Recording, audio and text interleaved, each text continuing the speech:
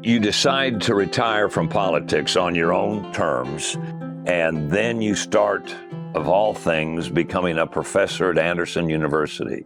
Before that, I was a radio personality. I forgot about that. Tell us about your career in radio.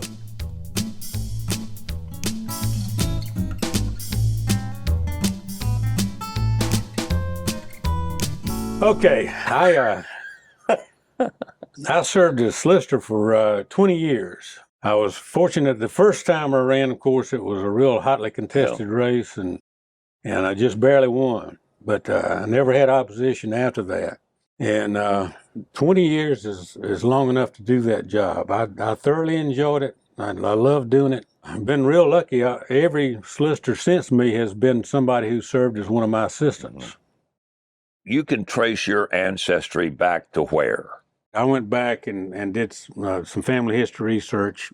My father's family, the Ducworths, my mother was a Martin. My father's mother was a Webb. Her mother's father was a Smith. And we can trace them all back to shortly after the Revolutionary War in Anderson County. Who started the farm? My grandmother Webb, who was a Webb, her family bought the farm, but my grandfather Duckworth is the one who actually started the dairy farm. And where was your farm located at that time, and how would people recognize where it used to be with what we have there now? Okay, if you know where Sullivan King Mortuary is, that was part of our farm, right up to where Hannah High School is now. And what did you do when you were coming along as far as farm work? There was always something to do. You never had to worry about to have anything to do on the farm. And Mr. Ed had a bunch of boys to help him. Yeah, there were 4 of us. How many girls? 1 girl. She was the oldest. Did she get a pass? Well, she had to have my mother take care of all of us. When we'd get in fights, she'd have to help straighten us out and everything. So the 4 of you went to Hannah High School. Yeah. Played football. Mm-hmm. And then something unique as far as your family is concerned when you went to college in football. Yeah, we're the only family to have 4 brothers letter in football at Clemson. And who would have been the coach? Coach Frank Howard to start with. He was Ronnie's coach, and he was my coach up until my senior year. And I know you've got a dozen of them to tell, but your favorite Frank Howard story when you were one of his boys on the team?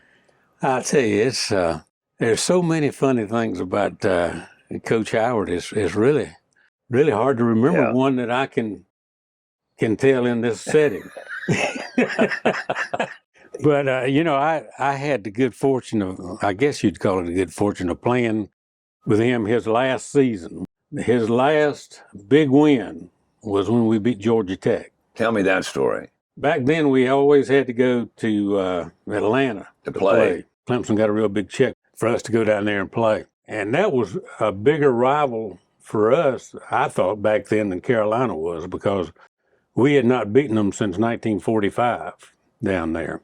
And we beat them 21-10 my junior year. And Coach Howard got carried off the field on our shoulders and everything. And that was his last big win. You graduate from Clemson, and then what do you decide to do? Went to Carolina Law School. So you end up going to Carolina, get a degree. And while I was there, I had the good fortune of having the opportunity to work for Senator Strom Thurmond. In Washington or in Columbia? Both places. So I worked, when I was in law school, I worked for him part-time. The main thing I did was drive him around when he was down in the state. You were his chauffeur. Yeah, basically. And I'll tell you, that was quite an experience. It was an education. Oh, yeah. And so I did that for 2 years while I was in law school, and then he asked me to go to Washington. So I went to Washington with him, stayed up there 2 years with him. Driving Strom Thurmond across South Carolina is going to take up a chapter of your book, I'm sure. Oh, yeah. What stands out about that and his relationship with the constituency? I'll tell you, he cared about the people that he represented more than anybody I've ever seen. He was the best there was at constituent service. And that's one thing he instilled in all of us who work for him, is looking out for the people. I never will forget one time he told us, when somebody comes to you with a problem, it might seem like a minor problem to you, but just remember it's the most important thing in that person's life. The story that stands out in my mind more than any was the very first time I drove it. I didn't know him very well at that time, of course, and it happened to be when Watergate was going on. And I was supposed to pick him up in Aiken at his in-laws' house.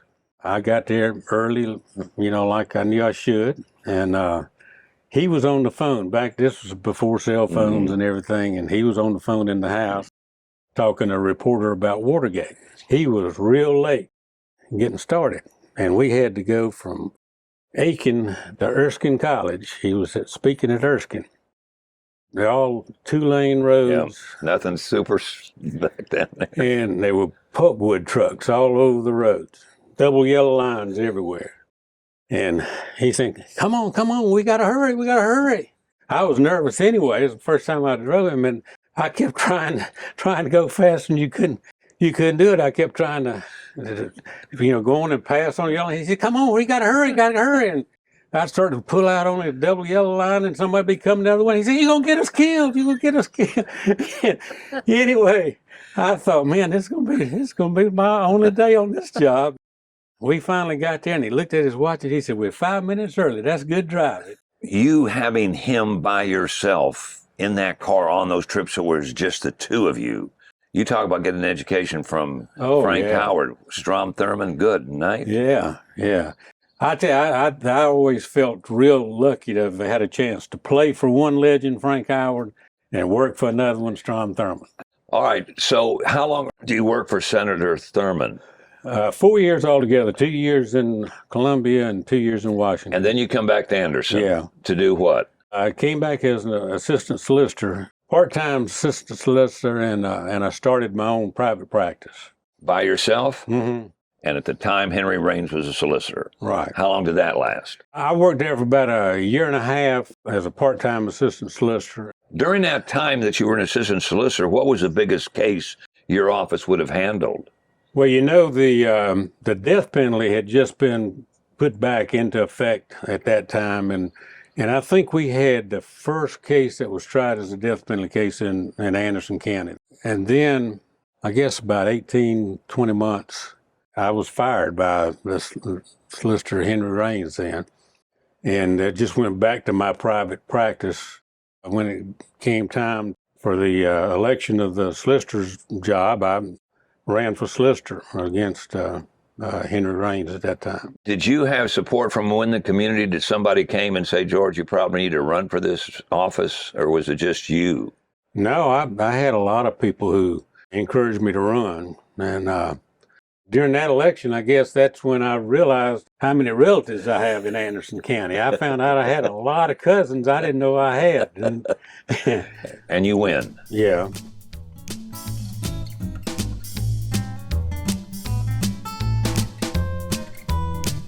During your term in court, looking back, what was the biggest case you ever handled? It's hard to narrow it down to one. Back then, that was soon after the death penalty was put back in. And we had a lot of death penalty cases. Seems like to me, first one we did was Richard Stewart. The case where Dennis Hepler was killed. We had that one. That was a real big one. Another big one we had that we weren't able to go for the death penalty on was Eric Simpson. Okay. He shot 2 people out at Sailor's One Stop on the bypass. And at that time, we couldn't go for the death penalty on that case because normally if you had a killing at a gas station or something, that was during an armed robbery. Well, this was not an armed robbery. It was just 2 people that worked there that he had a falling out with. Right. Yeah. So we couldn't go for the death penalty. I got a lot of criticism for not going for the death penalty on that case, but we couldn't. After that, I was instrumental in getting the statute changed to add another aggravating circumstance of killing more than one person. So thanks to you, if that happens now, the state of South Carolina can go for the death penalty. Yeah. Mm-hmm. And then you had a case of sexual assault involving 3 individuals and a girl at a motel. And it came time for that case to go before Judge Victor Pyle. And you're in the courtroom. Pick it up from there. That case, those 3 had actually pled guilty before Judge Howard Ballinger. and he asked for a pre-sentence report. The judge who happened to be here when it came time for them to be sentenced was Judge C. Victor Powell. And it was the first time I'd had him as a judge. I didn't know him very well. He gave them a sentence of 30 years, suspended to 5 years probation if they successfully underwent surgical castration. I don't know if I've ever seen anything quite like that in the courtroom. The reaction after that. Were you in the courtroom No. then? It was unbelievable. The reaction and the reaction we got around the world, really, after that sentence was handed down. It was in, 83, I guess it was. And you made all the morning network shows. Yeah. Today Show, everybody else. We had calls from all over the world, from Japan, from Finland, all over the place. And I think the word was you told them you couldn't believe you were hearing what the judge said. Well, there was a little misunderstanding about what happened, because I'd actually gone to lunch with the judge before he sentenced him that day, and I didn't know him very well, and I was just making conversation, and I said, "Judge, you figured out what kind of sentence you're gonna give those guys yet?" And he said, "Oh, I think I'll give them castration," and he had a real dry sense of humor, kind of, and I thought he was kidding. I kind of laughed, didn't say anything else about it, but when he did it in the courtroom, I knew he was serious, Anyway, it got kind of misconstrued in the newspaper a little bit after that. And the final result was that it was overturned. Yeah, and they all ended up getting 30-year sentences. Yeah. The first thing I did right after that was I was a radio personality. I started doing the morning show on WRIX, and that was a really, really fun job. I did that for close to 10 years. I didn't know it was that long. Yeah, it was probably 8 or 9, something like that. And but during that time, Anderson University was going to start up a criminal justice program, and I was hired to start that program. And then we developed a traditional program, a complete 4-year program. Then after we did that for a while, we had an advisory board meeting for our criminal justice program, and Chief Martin Brown from the Anderson City Police Department said, I want to train a lot of my people to be leaders, and now if I have somebody I want to send to leadership training, I have to either send them to Louisville or to the FBI Academy. He said, why can't we do something like that right here at Anderson University? So at that same meeting, I had somebody there who was actually in the Command College of Georgia, and that was Jeff Black. Okay.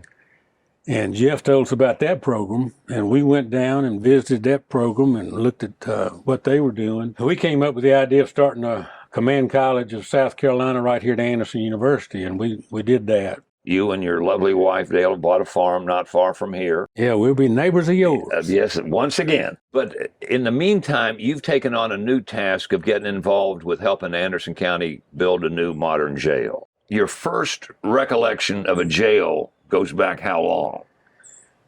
I've tried to figure out exactly when that was. I think I was 6 or 7. They had just built the brand new Anderson County Jail, and they had an open house, as well as I remember that when I was 6 or 7 years old. We went over there after church on a Sunday and went through that new jail. I was real impressed with it. They had all that stainless steel stuff in the bathrooms and everything. I thought this was really a nice place. It's gone downhill considerably since that Well, it's been a long time being used. Yeah, I'm almost 74 now, so that would have been almost 70 years ago when we started it. Yeah. We needed a new jail for at least 20 years. I've been talking about building a new jail forever. When I realized that we were really serious about doing something like that here in Anderson County, I wanted to get involved in it. I wanted to make sure that we did it, but we did it right. I think Rusty Burns has done a great job in leading us in that direction. We created a Criminal Justice Coordinating Council back in, I guess it was 2018. And I've served as the chairman of that group. It's a group of real widespread group all over the county of leaders in various organizations and areas throughout the county, and I think it's a good cross section of the county, people involved with it. We not only want to build a new jail, but we want to create a criminal justice system that is as effective and efficient as it possibly can be. Where's the new jail going to be built at? That's a good thing about it. It's in the same location where the old jail is. Usually, if you're going to build a new jail, that's the big drawback right there. Where are you going to put it? I mean, a lot of people say, yeah, we need a new jail, but don't put it in my backyard. When it's done, what'll it consist of? How big and how much is it going to cost? Well, we're hoping it's going to be no more than about $55 million. And we've got to do it. I mean, if we don't do it, a federal judge is going to tell us we have to do it, and that's going to make it cost a whole lot more than it would normally cost. Now that you've kind of retired completely, other than this new responsibility of helping us get a new county jail, what are you going to be doing? Well, that's going to take a big part of my time, because that's something that I'm really willing to devote an awful lot of time to, because it's something that this county needs more than about anything else that we have going on now, and hope to have that finished within about the next 3 years. Another one of my goals right now, I've been working on a book for my grandchildren. Right. I thought about my own grandparents and what I wished I had asked them about when they were living, my grandparents and my parents, frankly. And so I started off doing some family history research, and that's how I came up with all that information about my grandparents' ancestors and everything. And then I started writing about my own childhood, and my first book is going to go up to the time I got elected solicitor. And then this farm that we've bought out here near you, I hope to spend a lot of time on that too. With your grandboys? Yeah, with my grandboys, yeah. Our guest on this week's edition of Conversation with Paul Brown has been our former solicitor and professor, George Ducworth. We want to thank him and invite all of you to be back for a brand new edition of Conversations with Paul Brown. Until then, take care, everybody.